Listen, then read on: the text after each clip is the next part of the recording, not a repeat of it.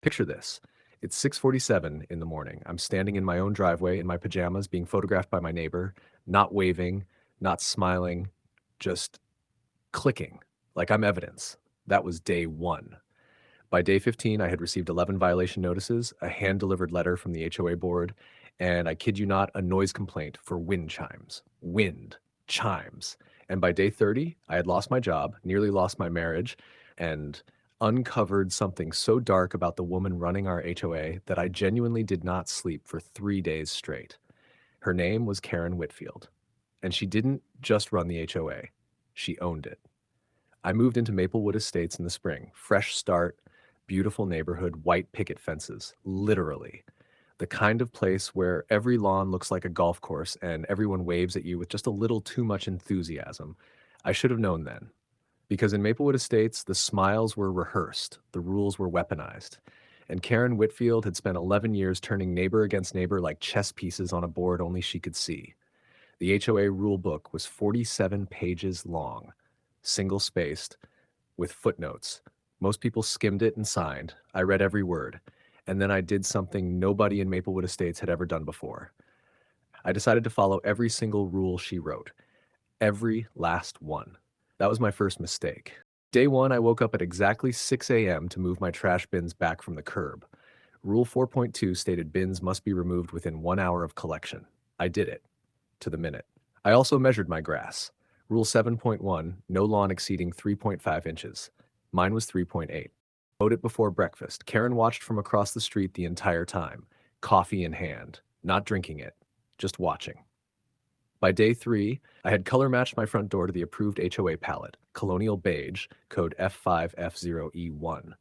I had removed the potted plants from my porch because Rule 12.4 prohibited unsanctioned flora visible from the street. I even realigned my parking so both tires sat within the painted boundary lines of my own driveway. My wife Diana thought I was losing my mind. Maybe I was. But on day 5, something shifted. Karen filed a violation against me anyway.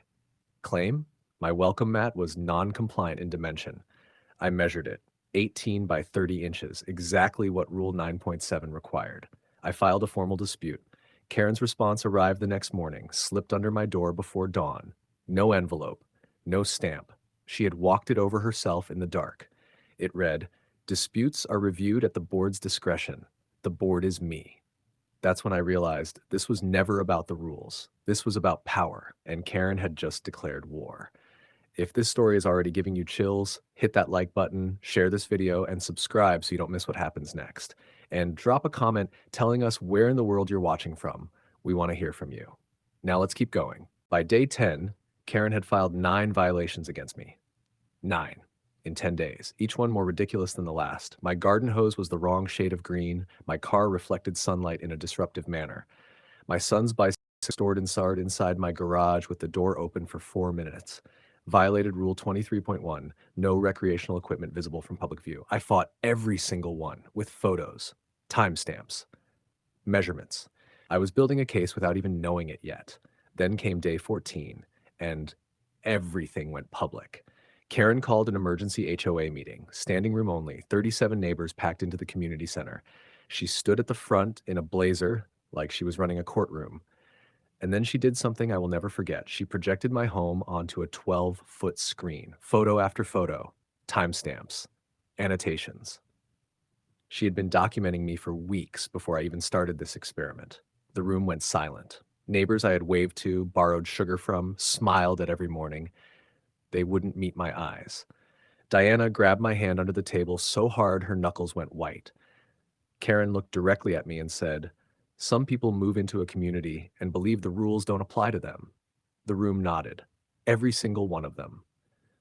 That night, I got a call from my employer. An anonymous complaint had been filed with my company's HR department, claiming I created a hostile living environment for my neighbors. Karen hadn't just attacked my home. She had come for my livelihood. I almost quit. Diana cried at the kitchen table that night and asked me what we were even fighting for. I didn't have an answer, but something kept eating at me. Karen's rulebook, 47 pages, single-spaced, with footnotes. I had read every word, but had she? I went back through it line by line, and that's when I found it. Rule 31.9, buried on page 38, subsection C, footnote 11.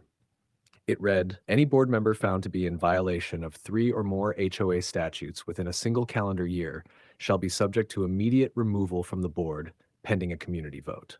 So I did what Karen had been doing to me for 30 days. I grabbed my camera, I started documenting. Karen's fence was 4.2 inches taller than Rule 6.3 permitted.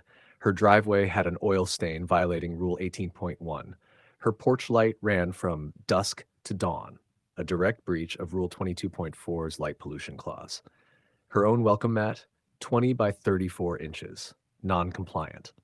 I filed 4 violations in a single morning against Karen Whitfield. By noon, I had submitted a formal petition for a community vote, signed by 19 neighbors who had been waiting years for exactly this moment. Turns out Diana wasn't the only one who had been crying at kitchen tables. The vote was 31-4. Karen was removed. She was photographed carrying a box out of the community center, alone. No coffee this time. And as she passed my driveway, she looked at me. I smiled, waved, just like a good neighbor should. Rule 1.1, Maplewood Estates residents shall maintain a friendly and welcoming demeanor toward all community members. I followed every rule, every last one. And that's the story of how following the rules, all of them, brought down the most wicked HOA president Maplewood Estates had ever seen. If this video had you hooked from start to finish, smash that like button, share this with someone who needs to see it, and subscribe for more stories that will leave your jaw on the floor. Drop a comment and let us know where in the world you're watching from, and tell us, would you have done what I did? Let's talk. See you in the next one.